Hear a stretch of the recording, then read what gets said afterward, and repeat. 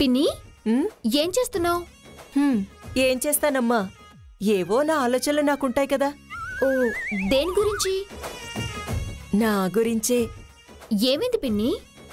ఏమీ కాలేదనే. ఓ పిన్ని, జల్లో మల్లెపూలకు బదులు ఏదో పేపర్ పెట్టుకున్నావు. కొత్త ఫ్యాషనా? లేదే, నేనేం పెట్టుకోలేదే.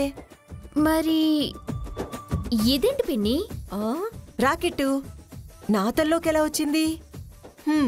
పిల్లలెవరో ఆడుకుంటూ విసురుంటారు, నేనెక్కడో ఆలోచిస్తున్నాను కదా, చూసుకొనుండను. పిన్ని పిన్ని పిన్ని, ఏమైంది టిప్పు?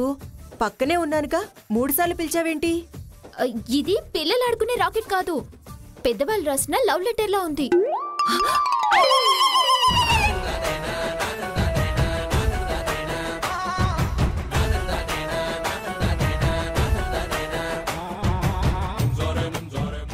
అవునా?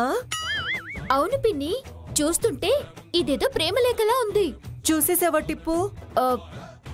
లేదు, చూస్తానుండి పిన్ని. అది టిప్పు, చెప్పడం మర్చిపోయాను, మీ అమ్మ ఇందాక నిన్ను పిలిచింది. ఏంటో అడుగు, వెళ్ళు వెళ్ళు వెళ్ళు. అవునా, సరే పిన్ని, వెళ్తాను. వీడు ఆకతాయి కాదు, ప్రేమికుడే, కొంటె ప్రేమికుడు. నాకు తెలియకుండానే నా జల్లోకి ప్రేమ బాణాన్ని వదిలినట్టు ప్రేమ లేఖని వదిలాడు.